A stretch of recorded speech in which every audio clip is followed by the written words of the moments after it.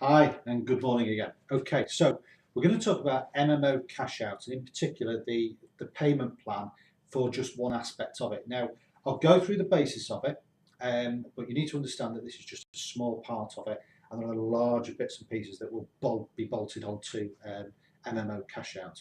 And this will enable you to earn, I say largely anything that you want to earn. If you want to earn just enough to buy your next game or your next Xbox or whatever, then you can do that. If you want something that's going to give you enough money to perhaps give up your full-time job and do even more gaming, then perhaps this will be a result for you as well. And then perhaps there's those of you who just want to do lots and lots of different things, and it has the potential to give you an awful lot of money to be able to do lots and lots of things and build that, I don't know, that dream gaming room or that man's cave or whatever you want to call it. And this is an opportunity for you to actually do it and also continue playing games and interacting with your friends, your clan, whatever you want to call them, in the same process. So it's really straightforward. But I'm going to do, I do apologise in advance. I'm going to do some drawings, and my drawings are rubbish. So I'll need to explain what they are as I draw them. So initially, what we're going to talk about is when you come into MMO Cashout, you can come in at 3 levels, and those levels are as a peasant, as a squire, or as a royal.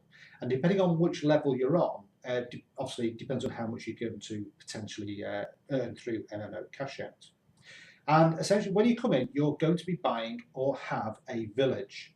And then when you have a village, if you introduce other people, and I know that that you guys are really good at, if you like something, you share it really freely, whether it be through a blog, through YouTube, through a headset, through a game, even on the, in the street or out and about, you share things with people. So if you were to share this with a few people, then the potential for you to earn even more and more and more just gets, well, ridiculous.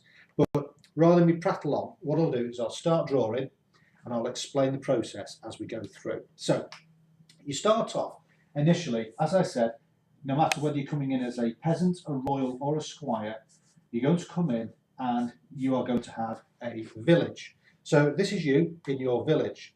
Now your village enables you to tax a certain area. Now at the moment, because it's just you, there is nobody that you are able to tax. And when I talk about taxing, that is the point that you actually start making some money.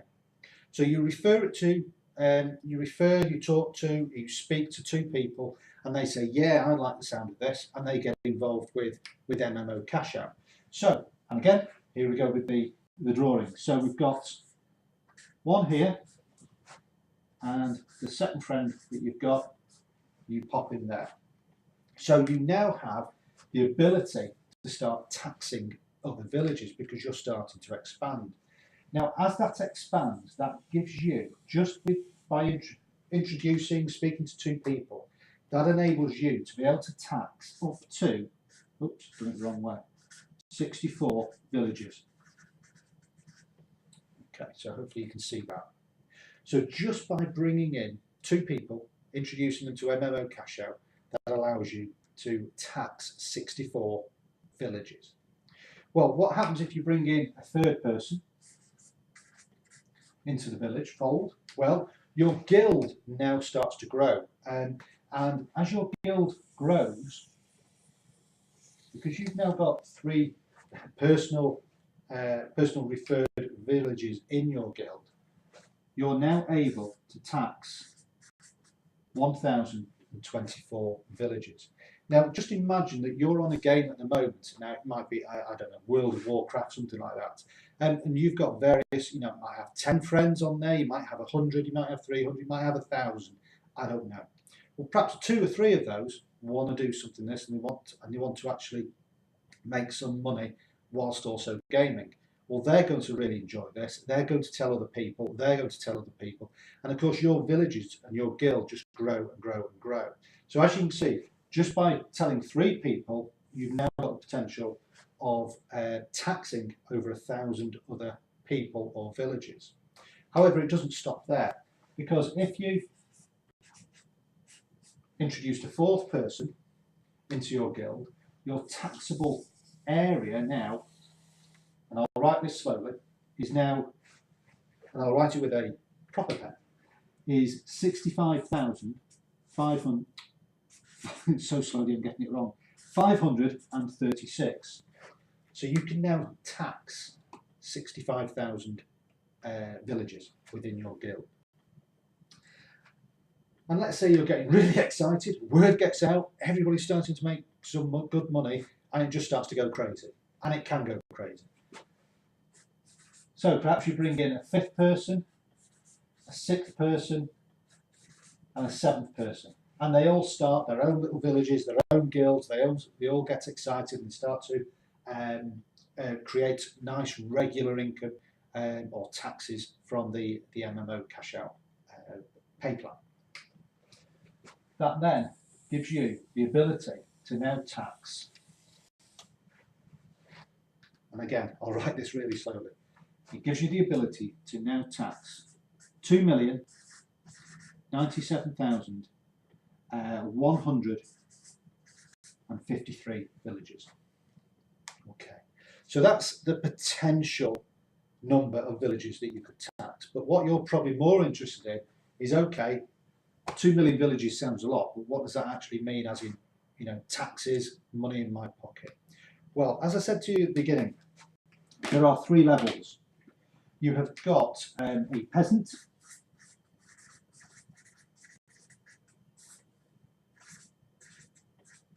that allows you to tax every single village at a 25 cents each per village. You have then got a squire, which allows you to tax every single village at 35 cents each. And then you have a royal, which allows you to tax every single village at 40 cents each. Okay. So if you are a peasant, you can tax everything at 25 cents. If you're a squire, you can tax everything at 35 cents. And if you're a royal, you could tax everything at 40 cents. So I know you're mad there with calculators trying to work this out. I'll work this all out for you. So here we go. If you're a peasant, okay, then just at this stage here, with 64 villages to tax, you're going to create an income, or a taxable income, sorry, of $16. Okay. If you were a peasant, the same 64 would create you an income of $22, and again, same 64 here would create an income of $25. Now that's every single month. So it could be that the next game is going to cost you, I don't know, say $70. Well, in 3 months as a royal, you could buy it for free. Yeah. Okay. If you're a peasant and you had 3 people that you'd brought into the business, then all of a sudden you've now got the ability to tax 1,024 people. So what does that look like? Well, that looks like this. It looks like $256 per month as a peasant. It looks like $358 a month if you were a squire, and it also looks like $409 a month if you were a royal. Okay, so happy with all that? That all works quite well. So let's get to the meat and potatoes, which is the 65,000 different villages within your guild that you can then start to tax. Okay, deep breath. So, and I'm just getting on my knees here, so I do apologise. So if you're a peasant, that would work out at $16,000 per month, you know, with a bit of change. If you're a squire, that would work out at $22,000 and a bit of change per month. And if you're a royal, that would work out at $26,000 per month. Now, all of a sudden, you're able to get your game tree, you're able to get that fancy telly, computer screen, sorry. You'll be able to buy all the top of the range games, the biggest system you could get. You could absolutely own anything as far as the gaming world is concerned. And that is in just 1 month, bearing in mind that you've got another month coming in, another 4 weeks later, you might get another 16 grand as well. And that's just as a peasant. As a squire, you can see big difference, and as a royal, you can see a big difference as well. So I'm now going to go through this one here, and I'm going to go through this one pretty slowly as well. So again, I'll get on my knees. So bearing in mind that you've only had to bring in or create 7 personal villages, they've all got busy, and over time, I'm not saying this is going to happen a week next Thursday, this could take 12 months. It could take 12 weeks, it could take 12 days, it could take 12 years. It really is entirely up to you, the people that you get involved, and how you develop and coach and work with them. So we're at a scenario now where you've brought 7 people into this business. You've got, they've all got busy, and you've now got 2 million villages that you can now tax within your guild. Now that taxing produces this sort of an income. And bearing in mind that this isn't just a one hit, this is an income that will grow to this level and then will continue, all things being equal, then continue every single month.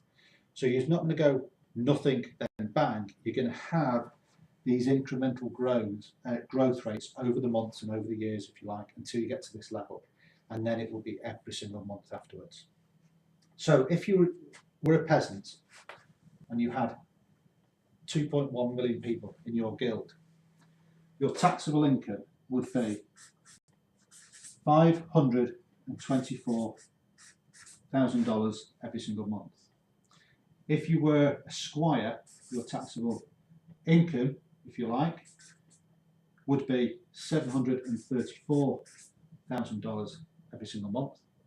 And then if you were a royal, it would be $838,000 every single month. Now, I don't know about you and your lifestyle. I only know about me and my lifestyle.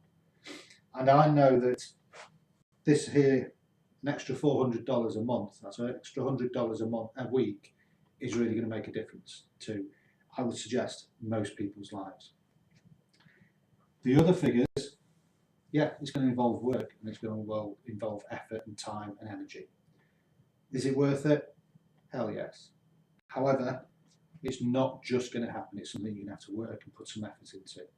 But I know that I'm speaking to guys at the moment who have got, and gals, who have got huge subscriptions to their YouTube channel, to their blogs, to their games. You know, they've got clans of 300-400 people involved in games. They've got clans of thousands of people involved in games. So these figures here are realistic and probably are more attainable in this environment, which is the gaming industry, than probably in any other industry out there at the moment today. So hopefully that has given you a bit of an explanation on how the villages create a guild and how the guild allows you to then create a taxable income, if you like, from those villages and those from within your guild.